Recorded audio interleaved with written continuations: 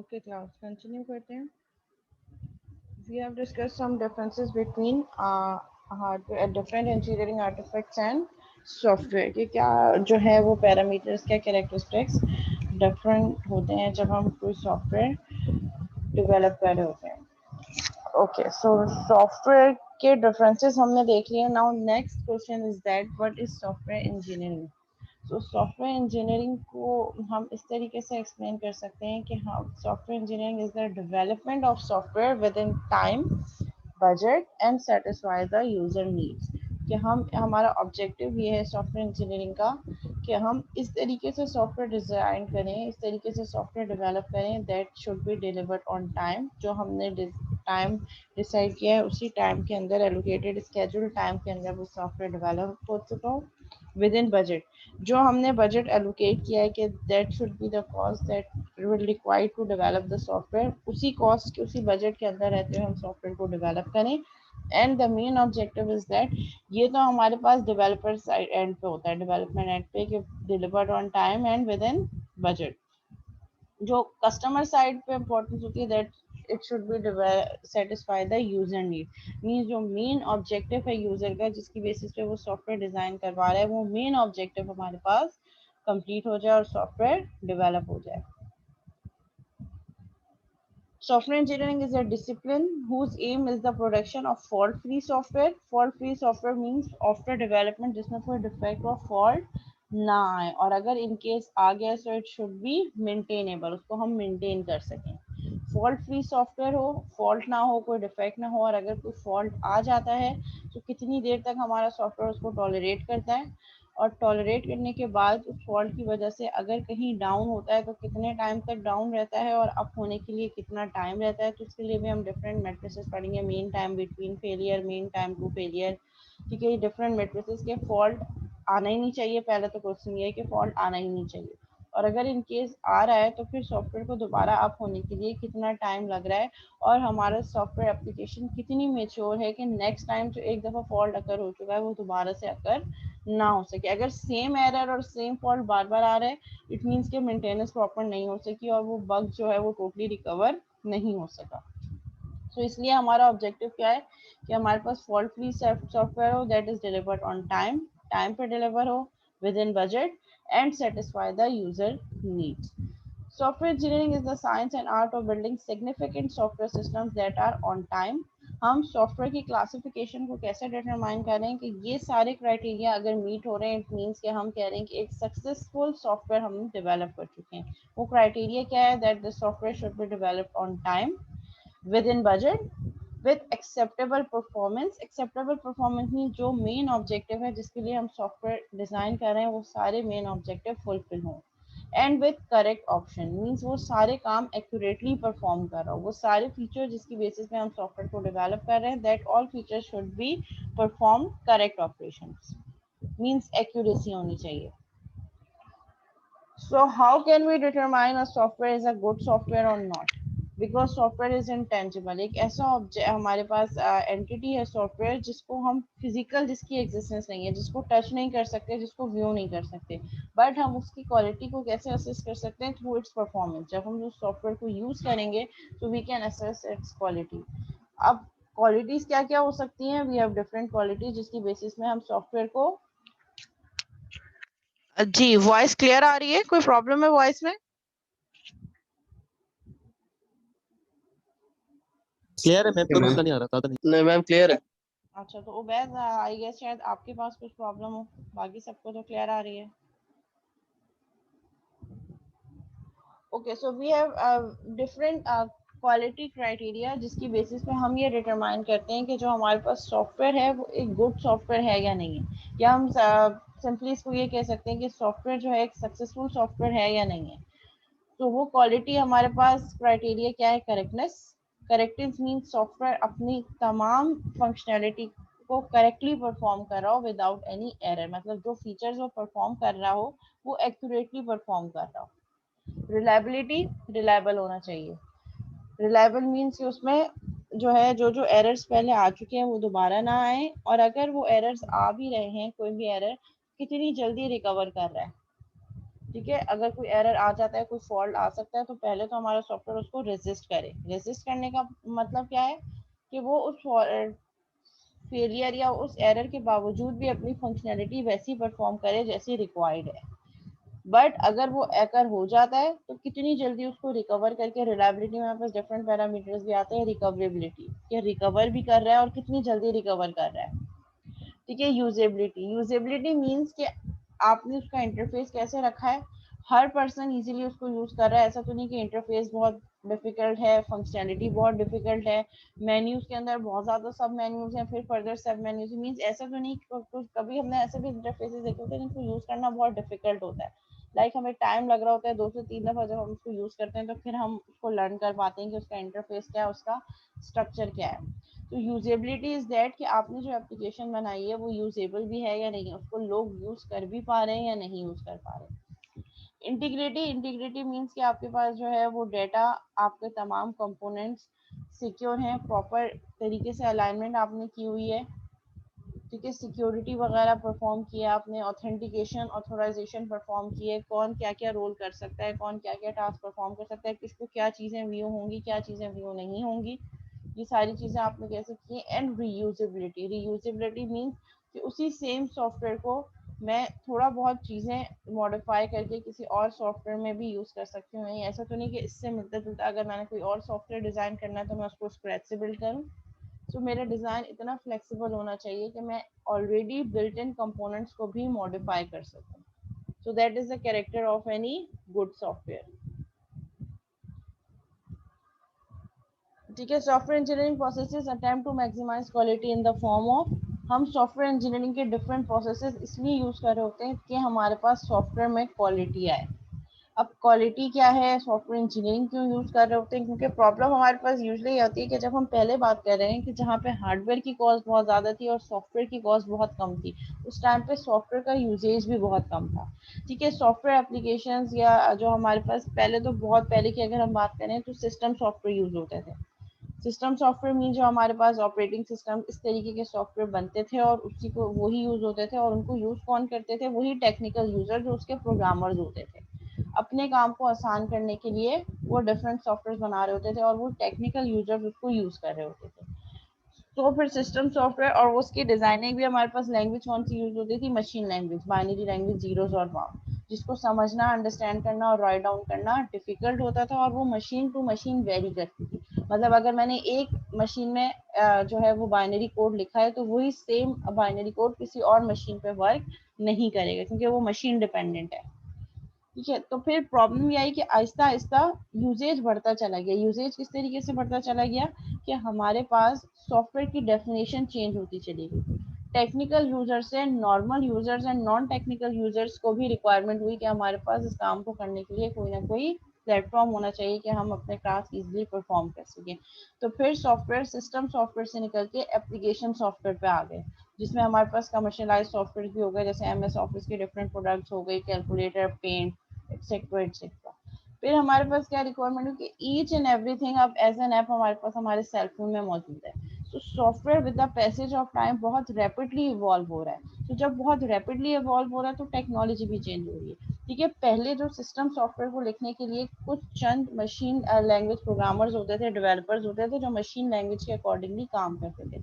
लेकिन जब software rapidly change हुआ, हमारे पास सिस्टम सॉफ्टवेयर के साथ एप्लीकेशन सॉफ्टवेयर आए। फिर एप्लीकेशन सॉफ्टवेयर के बाद फिर हमारे पास डेस्कटॉप बेस्ड एप्लीकेशन आई, फिर हमारे पास वेब बेस्ड एप्लीकेशन आई, अब हमारे पास मोबाइल बेस्ड एप्लीकेशन है। तो हर चीज़ बहुत रैपिडली जब चेंज हो रही है, तो हमें और ज़्यादा डेवलपर्स की ज़रूरत हुई, और ज़्यादा डेवलपर्स की यूज हुई, और फिर हर कोई इजीली मशीन कोड को रीड नहीं कर सकता था, और वो machine dependent.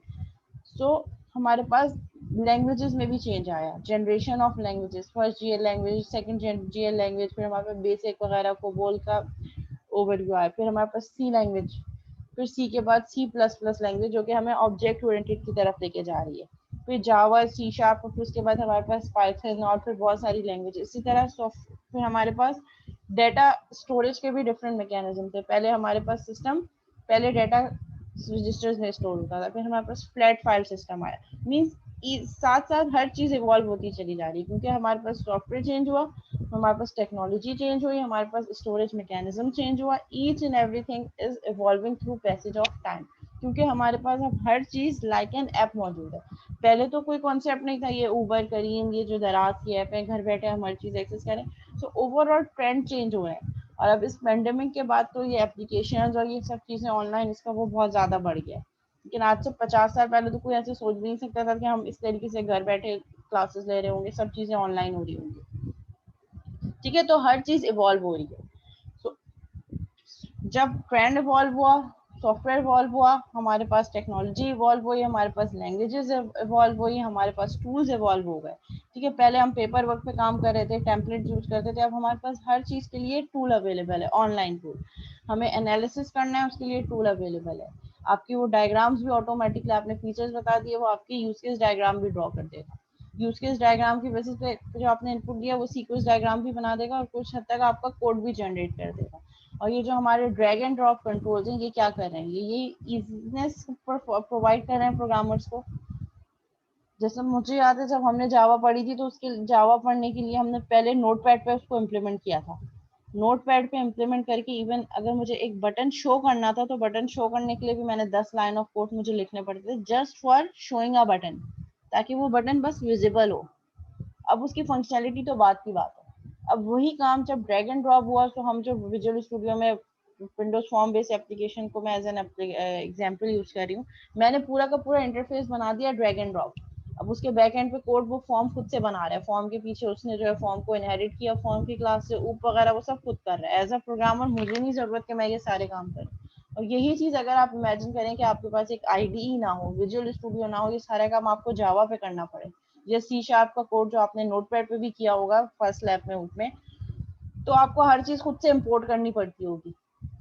Import system library, each and every library को आपको कोड करना पड़ता है। अब तो हम जैसी एप्लीकेशन ऑन करते हैं, वो बैकएंड का कोड, इवन क्लास का नेम और सब चीजें ऑटो जनरेटेड कर देता है, हमें सिर्फ मेन लॉजिक लगानी होती है। सो हर चीज with the passage of time evolve हो रही है। अब क्योंकि यूजेज बढ़ रहा है, तो हमें ज्यादा प्रोग्रामर चाहिए, ज्यादा डेवलपर चाहिए, तो हम उनको फैसिलिटेट करने के लिए different tools and technologies use कर रहे हैं, जो ऑर्गेनाइजेशन, प्रोजेक्ट और डेवलपर सबके लिए फीजिबल हो। ठीक है, वेरी कर रही है। तो सॉफ्टवेयर इंजीनियरिंग के प्रोसेसेस का जो अटेम्प्ट है, वो क्या है कि हम मैक्सिमाइज कर सकें quality in the form of reliability. Reliable होनी चाहिए एप्लीकेशन, पोर्टेबल होनी चाहिए। पोर्टेबल मीन्स मेरे पास, मैं उसको वेब, अगर वेब बेस्ड ऐप है तो मैं अपने लैपटॉप पे भी एक्सेस कर सकूं, अपने मोबाइल पे भी एक्सेस कर सकूं। ठीक है, पोर्टेबिलिटी होनी चाहिए, डिफरेंट प्लेटफॉर्म पे मैं रन कर सकूं। एफिशिएंट हो। ठीक है, अगर मैं, मेरे पास कोई ऐसी एप्लीकेशन है जो बहुत स्लो काम कर रही है, तो फिर लोग कभी भी इसको यूज नहीं करेंगे। ठीक है, क्योंकि हम ये चाह रहे होते हैं कि हमारे पास फॉरन फॉरन जो है वो रिजल्ट आना चाहिए। लेट से अगर मैं एक पेज से दूसरे पेज पे जा रही हूँ, तो वो मुझे प्रोग्रेस शो करे। ठीक है, ऐसा ना हो कि वो उसी करंट पेज पे है और वो बैक एंड पे जा रहा है, जब तक नेक्स्ट पेज पे जाएगा नहीं, मुझे कुछ शो नहीं हो रहा, अब हम बैठे हैं, मुझे पता भी नहीं है कि कुछ बटन क्लिक करने पे क्या ऑपरेशन परफॉर्म हो रहा है। ठीक है, सो एफिशिएंट एप्लीकेशन होनी चाहिए। एंड अंडरस्टैंडेबिलिटी, अंडरस्टैंडेबिलिटी मीन्स आप उसको यूज करके आप इजीली डिफाइन कर सकें, अच्छा ये हेडिंग है तो इसके अंदर ये ऑप्शन परफॉर्म हो गया, अगर ये फीचर है तो इसमें ये काम होगा। तो आप उसके फ्लो को भी अंडरस्टैंड कर सकें, बिजनेस लॉजिक को अंडरस्टैंड कर सकें कि इसके बैक एंड पे क्या लॉजिक यूज हो रही है।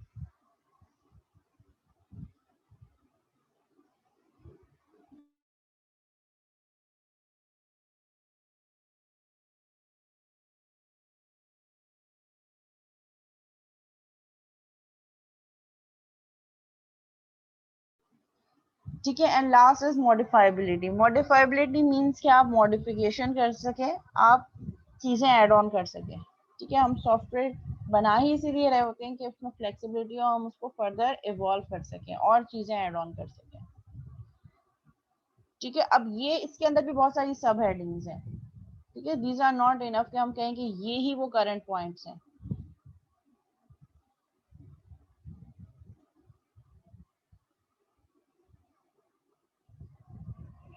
ठीक है, ये हमारे पास कुछ पॉइंट्स हैं जिसकी बेसिस पे हम सॉफ्टवेयर इंजीनियरिंग के डिफरेंट प्रोसेसेस यूज करते हैं in order to achieve this certain criterias.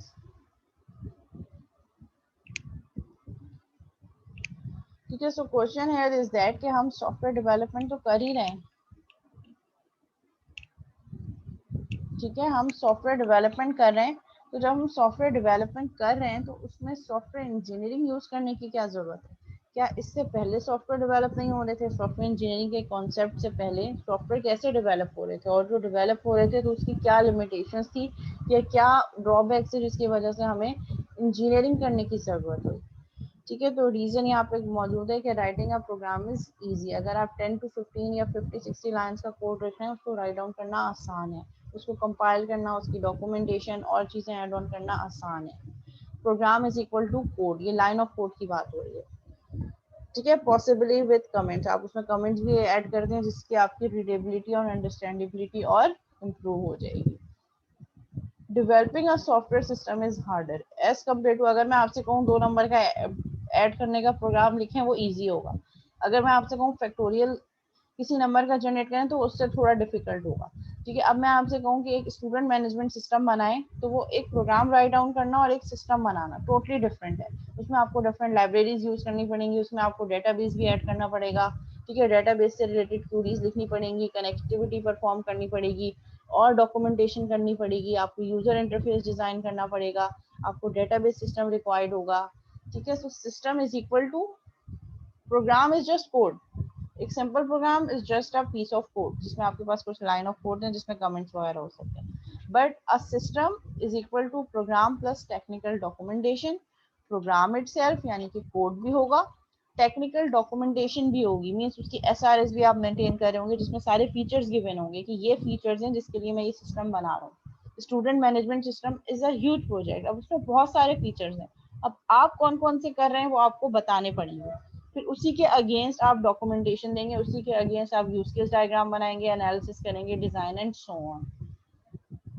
Technical documentation sufficient such that someone other than original developers can maintain. आप डिजाइन मेथोडोलॉजी बनाएंगे, आप सिस्टम आर्किटेक्चर बनाएंगे, उसको प्रॉपरली एक पेपर पे आप डॉक्यूमेंट करेंगे। जैसे हम कहते हैं कि क्लास डायग्राम बनाएं, ईआर डायग्राम बनाएं, यूज केस डायग्राम बनाएं। उसका ऑब्जेक्टिव भी हमारे पास ये होता है कि हम किसी चीज को जब काम कर रहे हो, एट दी एंड अगर जिसने बनाया है वो चला भी जाए तो हमारे पास एज अ प्रूफ कुछ डॉक्यूमेंटेशन हो जिसको हम देखकर चीज़ों को मॉडिफाई कर सकें, मेंटेन कर सकें। क्योंकि हमेशा जरूरी तो नहीं है कि अगर मैंने एक चीज़ बनाई है तो मैं हमेशा उस ऑर्गेनाइजेशन के साथ रहूंगी। ठीक है, हो सकता है नए लोग हों या मैं किसी और डिपार्टमेंट में हूँ या मैं वो ऑर्गेनाइजेशन ही लीड कर दूँ, तो जो नए लोग आने वाले हैं, अब वो सॉफ्टवेयर तो एक ऑनगोइंग प्रोडक्ट है, अब वो कस्टमर उसको यूज कर रहा है। अब यूज करते वक्त उसको जब भी कोई प्रॉब्लम आएगी 1 साल बाद 2 साल बाद, तो वो आपके पास ही आएगा जिसने बनाया है। तो क्या आप उस डेवलपर को तो नहीं ढूंढते फिरेंगे, और उसको तो याद भी नहीं होगा उसने पता नहीं कितनी एप्लीकेशन बनाई होंगी। तो इसलिए हम प्रॉपर डॉक्यूमेंटेशन भी कर रहे होते हैं, सो दैट हम उसको वहां से मेंटेन कर सकें, उसके स्ट्रक्चर को, उसके जो इंफ्रास्ट्रक्चर है उसको डिटरमाइन कर सकें कि क्या एक्चुअल हमारे पास आर्किटेक्चर था। Typically involving environmental interoperation beyond just user interface and file system. ठीक है, उसमें आप सॉफ्टवेयर के साथ बहुत सारी चीजें आपके पास ऐड ऑन होंगी, यूजर इंटरफेस भी होगा, डेटाबेस मैनेजमेंट सिस्टम भी होगा, वो सारी चीजें आपके पास एक डॉक्यूमेंटेशन के तौर पे मौजूद होगी और वो एक कंप्लीट सिस्टम होगा। और अगर हम प्रोडक्ट की बात करें, तो developing a software product is very hard. Software product is that कि मैंने एक चीज बनाई, एक सिस्टम बनाया और उसको एज अ प्रोडक्ट बना के मैंने प्ले स्टोर पे डाल दिया।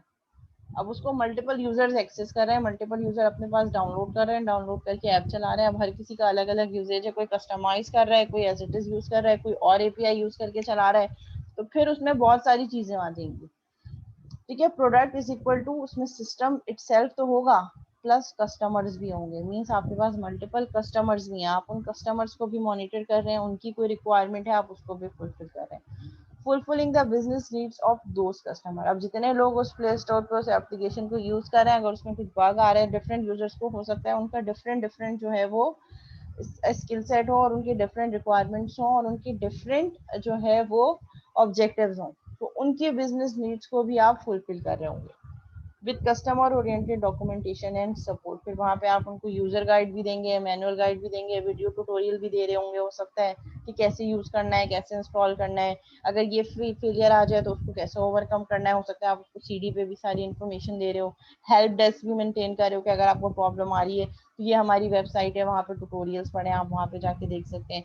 ये हमारा सर्विस कॉल सेंटर, आप इस बंदे को कॉन्टेक्ट करके आप सारी चीज़ें पूछ सकते हैं। तो जब आप कोई चीज़ प्रोडक्ट बना रहे होते हैं तो वो सिस्टम्स को डिज़ाइन करने से भी ज़्यादा डिफिकल्ट होती है, क्योंकि उसमें और बहुत सारी चीज़ें इन्वॉल्व हो जाती हैं। सो इन सब चीज़ों को करने के लिए हम सॉफ्टवेयर इंजीनियरिंग यूज कर रहे होते हैं। अब क्वेश्चन हियर इज दैट कि क्या सॉफ्टवेयर इंजीनियरिंग का कॉन्सेप्ट रेज होने से पहले क्या सॉफ्टवेयर नहीं डेवलप हो रहे थे?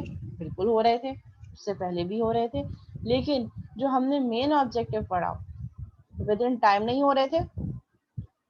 जो चीज आपने कस्टमर को कमिट की, जो टाइम, उस टाइम के अंदर नहीं कंप्लीट हो रहे थे, उससे आगे बढ़ रहे थे। जाहिर है जब टाइम बढ़ेगा, जब रिसोर्सेज को 6 महीने का टाइम आपने दिया था कि 6 महीने में कंप्लीट हो जाएगा, अब वो अगर 10 महीने में या 1 साल में कंप्लीट हो रहा है, जाहिर है तो रिसोर्सेज और काम करेंगे उस प्रोजेक्ट में, उसके साथ साथ उनके और भी प्रोजेक्ट होंगे, फिर आपको ओवर टाइम भी पे करना पड़ेगा।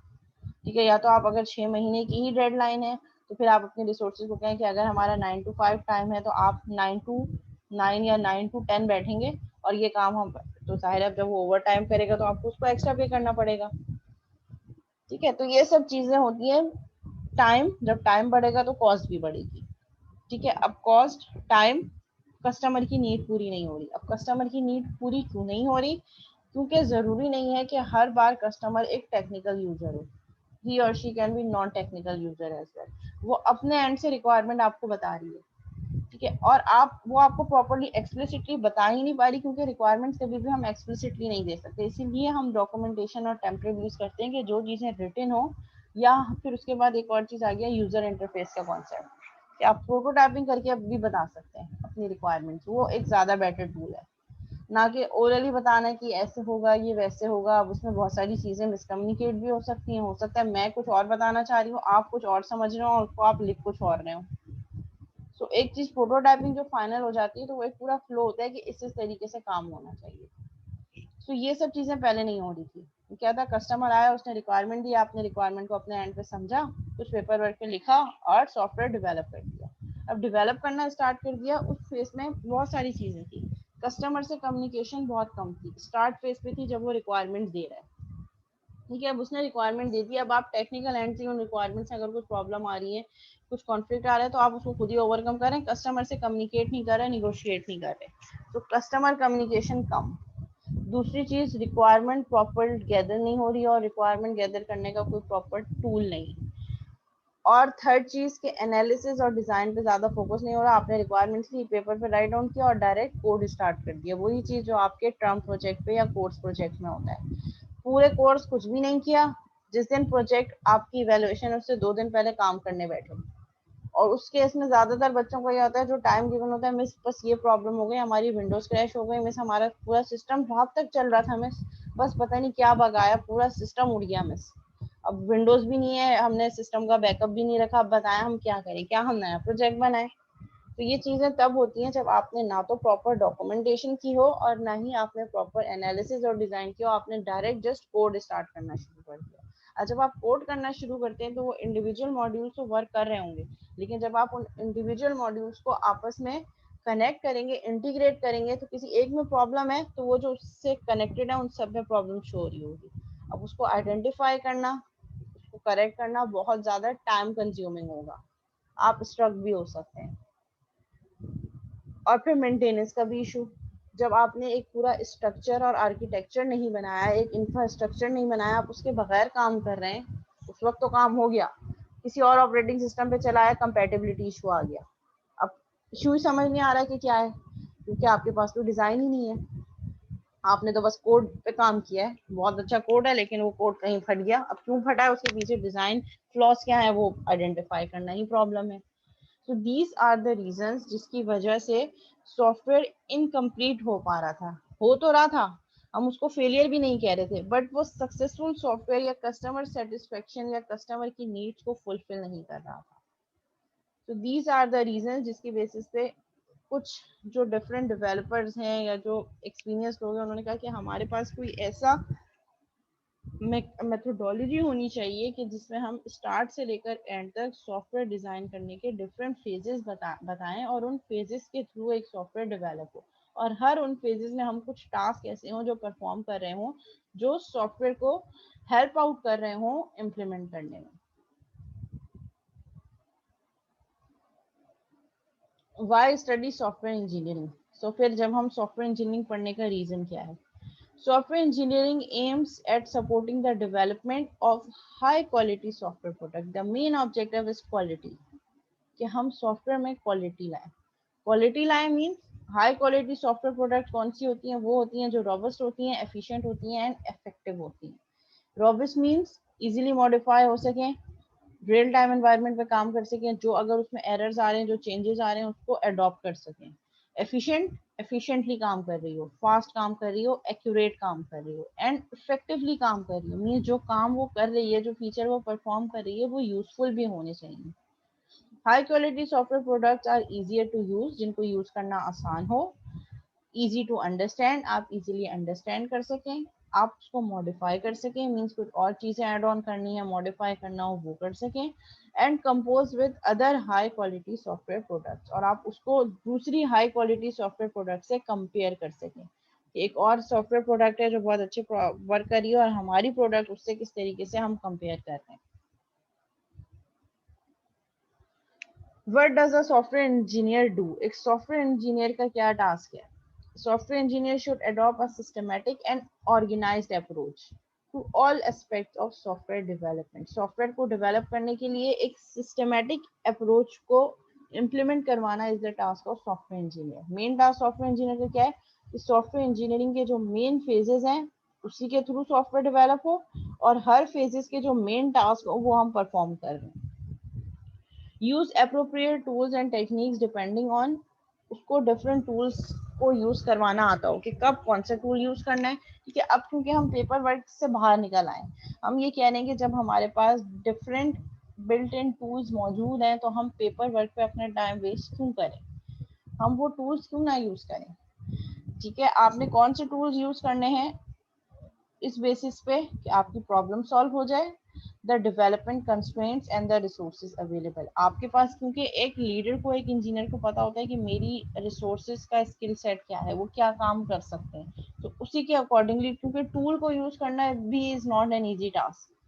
ठीक है, बहुत सारे लोग रजिस्ट कर रहे होते हैं कि हम टूल पे क्यों काम करें यार, पेपर पे डायग्राम बना के काम कर लेते हैं या वर्ड पे ही हम कर लेंगे, टूल पे काम नहीं कर रहे। आप पहले टूल को डाउनलोड करो, फिर उसकी जो है वो वीडियोस देखो, ट्यूटोरियल्स देखो, कैसे यूज करना है, क्या करना है, तो फिर हम उस पर क्यों जाएं। ठीक है, तो उसको अपनी रिसोर्सेज पता है और रिसोर्सेज का स्किल सेट क्या है, वो क्या काम कर सकती है, उनसे कैसे काम करवाना है, ये सारी आपके सॉफ्टवेयर इंजीनियर की रिस्पॉन्सिबिलिटी होती है। और हम ऐसे जो है वो टूल्स एंड टेक्निक यूज करें जिससे हमारी जो एक्चुअल प्रॉब्लम है वो सॉल्व हो सके। ये ना हो कि टूल तो यूज कर रहे हैं लेकिन उससे हमारी जो मेन प्रॉब्लम है वही सॉल्व नहीं हो रही। और हमारे पास डेवलपमेंट कंस्ट्रेंट्स क्या है? कंस्ट्रेंट्स हम कह रहे होते हैं लिमिटेशन को, हमारा अपना स्ट्रक्चर क्या है, हमारा इंफ्रास्ट्रक्चर क्या है, नेटवर्किंग लिमिटेशंस क्या हो सकती हैं, टीम की सीटिंग अरेंजमेंट क्या है, वो किस तरीके से बैठेंगे, तो क्या कोई डेवलपमेंट कंस्ट्रेंट है, तो क्या हम उसको किसी टूल से यूटिलाइज कर सकते हैं, ओवरकम कर सकते हैं या नहीं कर सकते। Understand and communicate processes for improved software development within their organization. Within an organization जो processes use हो रहे हैं उन processes की understanding, उस पर काम करवाना, और अगर उस पर कोई प्रॉब्लम आ रही है तो हम उस प्रोसेस को कैसे इम्प्रूव कर सकते हैं, ये सारे भी हमारे सॉफ्टवेयर इंजीनियर के टास्क होते हैं। Be effective team members and और लीडर्स, आपका डेवलपर भी सॉफ्टवेयर इंजीनियर हो सकता है, लेकिन जरूरी नहीं है कि सॉफ्टवेयर इंजीनियर होने के लिए आपको एक बहुत अच्छा डेवलपर भी होना चाहिए। He can be a team member as well, काम भी कर रहा हो, और he can be a leader as well, जो कि लीड कर रहा हो फ्रॉम द फ्रंट कि क्या चीज कैसे किस तरीके से करनी है।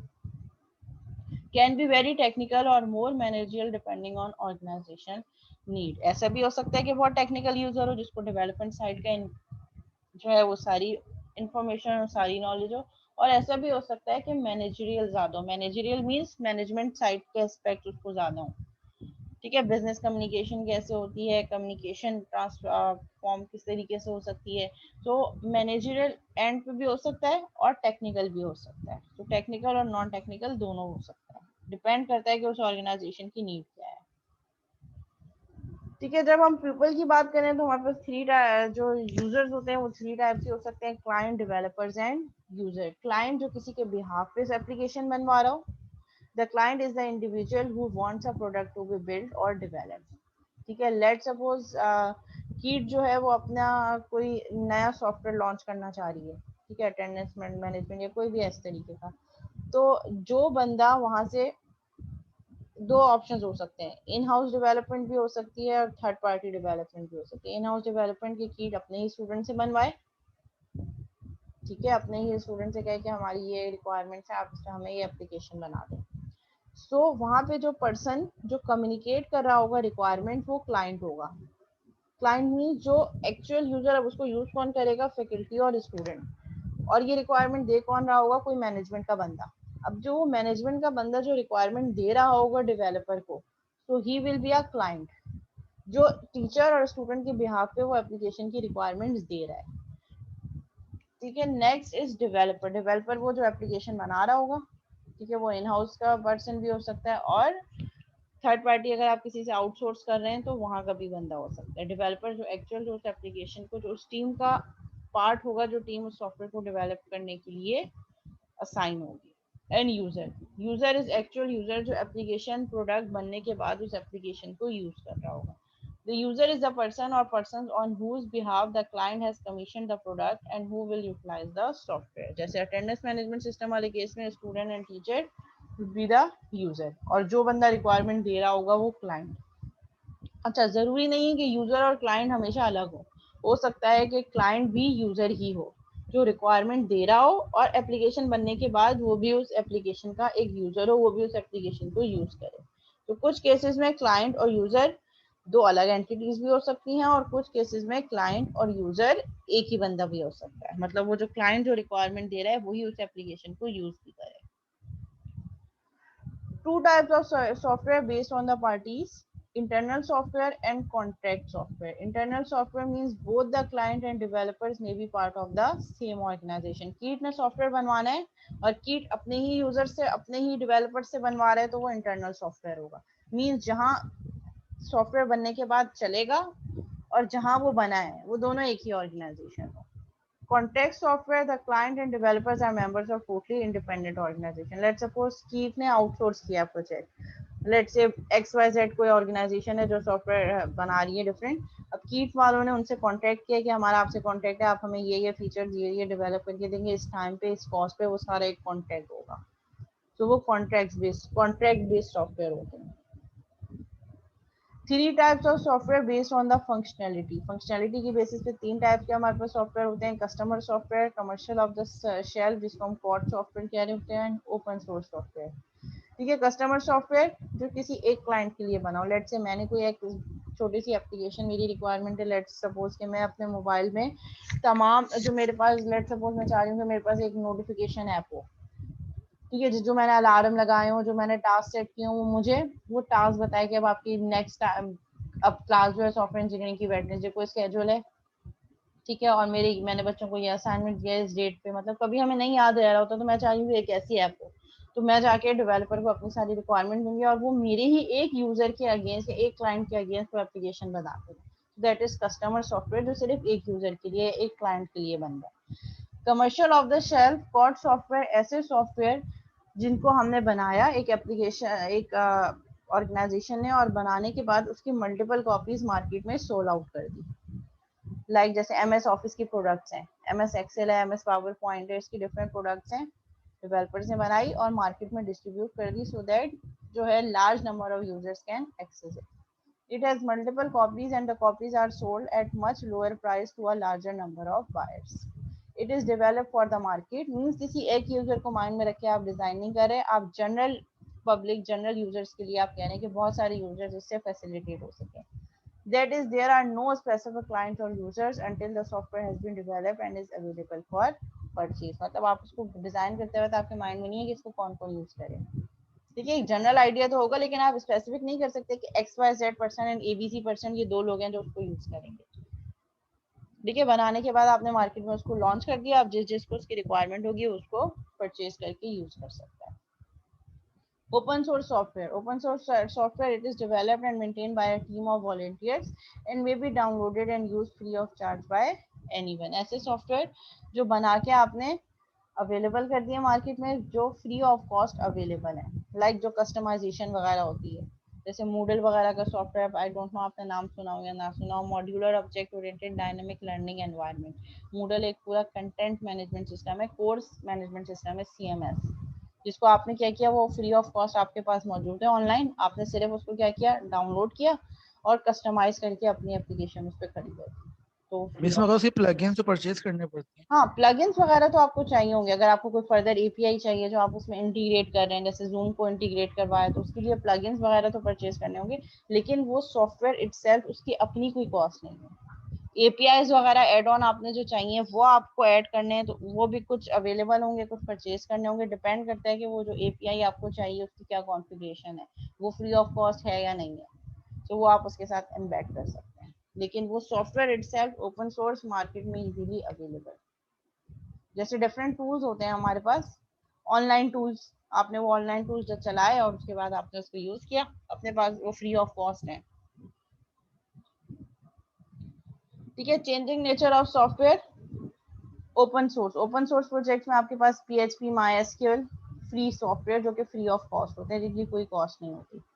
Decision based on open source project, जब आप कोई ओपन सोर्स प्रोजेक्ट बना रहे होते हैं तो उसके बहुत ज़्यादा कुछ क्वेश्चंस होते हैं, कुछ क्यूरीज होती हैं, जो पहले आप उनको सॉल्व कर रहे होते हैं कि हम जो ओपन सोर्स सॉफ्टवेयर बना रहे हैं क्या वो यूज भी होगा या नहीं होगा।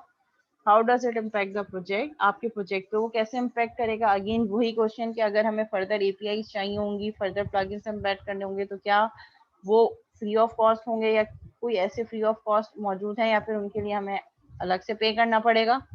How does it affect the cost, क्या वो हमारी कॉस्ट को मिनिमाइज करेंगे या नहीं करेंगे, और अगर बहुत ज़्यादा प्लगइन्स चाहिए और वो बहुत कॉस्टली हैं तो फिर उससे अच्छा ये नहीं है कि हम स्क्रैच से चीज़ें बनाएं। How does it help maintenance, और अगर हमें उसमें मेंटेनेंस करनी है किसी भी ओपन सोर्स प्रोजेक्ट पे तो वो हम कैसे कर सकते हैं। अच्छा, मीटिंग एंड होने वाली है, सेम मीटिंग ID पे दोबारा ज्वाइन करेंगे फौरन।